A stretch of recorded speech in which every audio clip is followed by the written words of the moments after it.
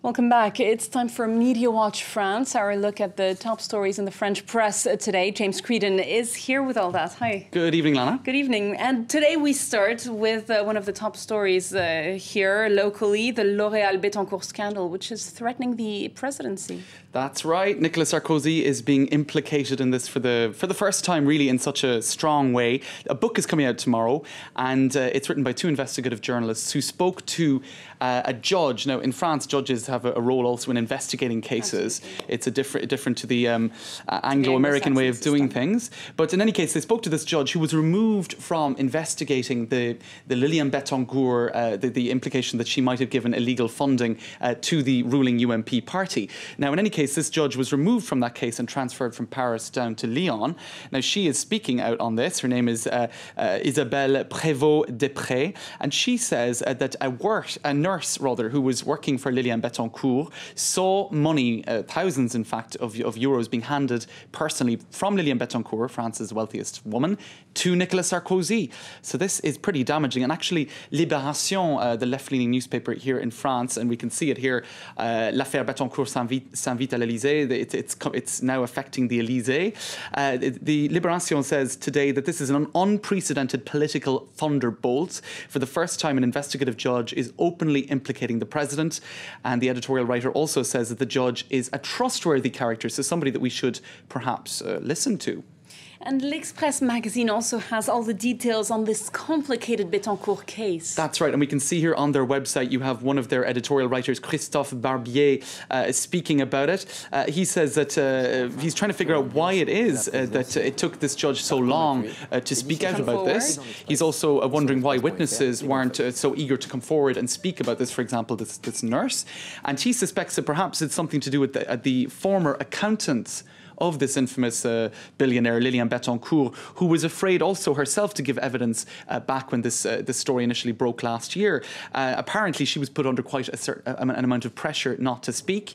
And Christophe Barbier says that this is nothing new under Sarkozy's presidency. In fact, under Chirac and Mitterrand, there were also many accusations that the world of politics had put perhaps a certain amount of pressure on the judicial sphere. And in fact, there's an example under Chirac of a former Justice Minister by the name of Jacques Toubon, who apparently picked up a judge by helicopter to bring him back to Paris to deal with the case because he felt that this judge would be more favourable to the outcome that he was seeking. So that was an infamous case under Chirac's presidency where a Justice Minister clearly was getting involved and meddling with the justice system.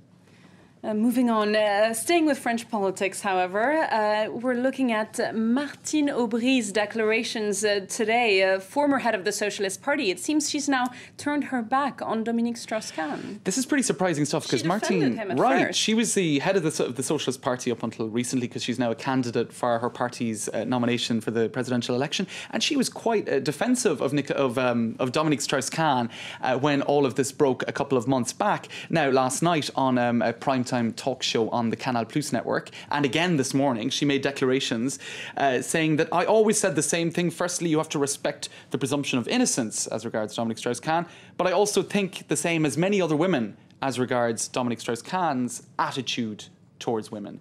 So she's trying to kind of put herself in the same... That's more ambivalent. That's taking some distance with regards to him. Absolutely. And it's also a change of tune. She said at the start of that sentence, I've always said the same thing. That's actually not true. She's never said that before. She was very, I suppose you could say, showing a lot of solidarity with Dominique Strauss-Kahn. And here she's clearly putting some distance between herself and her colleague in the Socialist Party, Dominique Strauss-Kahn.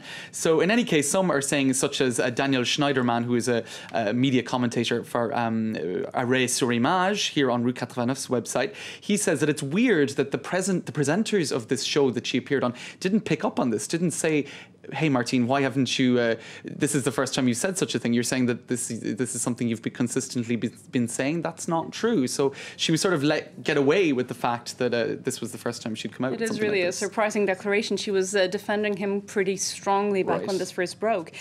Next to a story we've been looking forward to here in the France 24 newsroom, a bit of a bizarre stunt by France's culture minister, Frédéric Mitterrand. No, that's it. Frédéric Mitterrand. You can see him here cutting vegetables vegetables as part of the promo for this. He's France's very flamboyant culture minister, nephew of the former president, François Mitterrand. Frédéric Mitterrand is his name.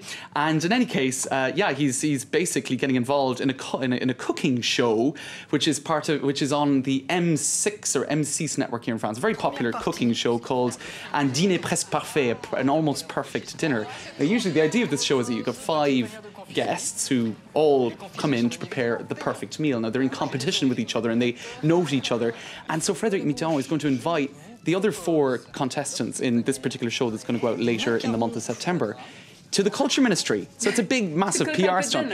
So basically the participants, what they do is they go and do the shopping themselves, they prepare the meal themselves. You see them kind of going to the market, coming back home, washing the vegetables, preparing the meal, setting the table and welcoming the guests into the house. And now you're going to have the Culture Minister doing this in the Culture Ministry. So it's a bit of a PR stunt. It's really unseen before here in France. Basically, but what's bizarre about Frédéric Mitterrand, and it's a pity we don't have the photo to show you, is when he became Culture Minister back in the spring of last year, he invited Le Monde into his bedroom, his actual bedroom in his house, and he appeared in this kind of pinstriped pyjamas buttoned up to his collar and kind of lying on the bed. It was kind of very strange. This is after he'd released a book about a kind of a tell-all book about his love life, and here you have him lying on his bed. So he's a man who's been known in the past. A flamboyant personality, that's for sure. A flamboyant personality, and here we're going to be seeing him cooking for all sorts of members of the public in the Culture Ministry. I'll be watching, that's for sure.